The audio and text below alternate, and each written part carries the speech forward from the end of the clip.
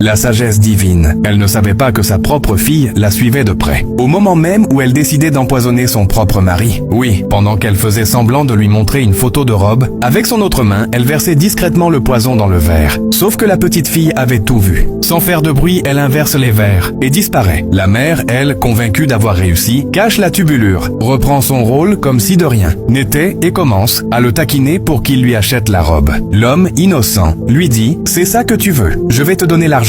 Et là, ses yeux brillent. Mais pas d'amour, non, d'argent. Et elle lui demande s'il ne veut pas boire sa boisson. Et ensemble, ils la prennent à leur santé. Mais la femme, remplie de cupidité, fixe tous ses regards sur l'argent qu'il comptait, jusqu'à le toucher. Et le mari, dans la blague, lui dit « Tu aimes trop l'argent ». Mais quant à elle, elle attendait juste que l'homme finisse sa boisson pour voir son plan s'accomplir. Elle pousse le mari à tout boire, mais ce qu'elle ignore, c'est que Dieu a déjà agi à travers le seul enfant de ce foyer pour sauver la vie de l'homme. Et après avoir vu qu'il a pris une bonne dose de la boisson, elle lui demande de la laisser aller lui chercher de la nourriture. Ok, si tel est le cas, laisse-moi aussi continuer à compter mon argent. Puis elle le quitte. Quelques instants après, la petite fille court et vient chez son père en lui disant « Papa, fais semblant d'être mort ». Étonné, le père lui demande « Quoi ?» Et l'enfant se met à lui raconter la scène qui s'est produite au moment où sa mère était avec lui et lui dit de faire semblant d'être mort. « Mais comment veux-tu que je le fasse ?» dit son père. « Allonge-toi ». Puis elle l'aide à s'allonger. Et avant qu'elle ne se cache derrière la porte, sa mère fait son entrée et remarque que son mari ne fait plus de mouvement.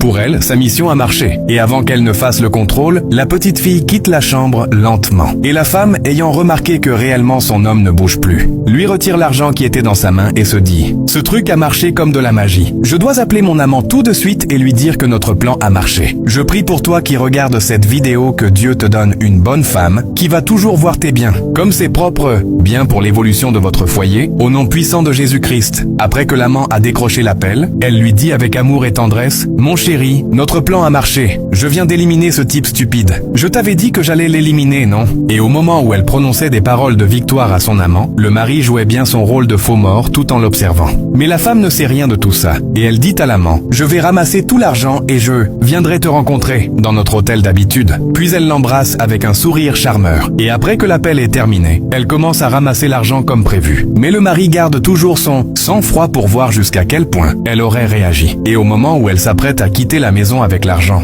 il se lève lentement derrière elle et dit « Tu allais où ? Avec mon argent ?» La femme se retourne, paralysée, incapable de parler. Et là, tout bascule. Dis-moi en commentaire, à ta place, tu fais quoi face à une telle trahison ? Tu pardonnes ou tu détruis tout ? Et surtout, enregistre cette vidéo dans tes favoris et partage parce que la suite est encore plus dangereuse.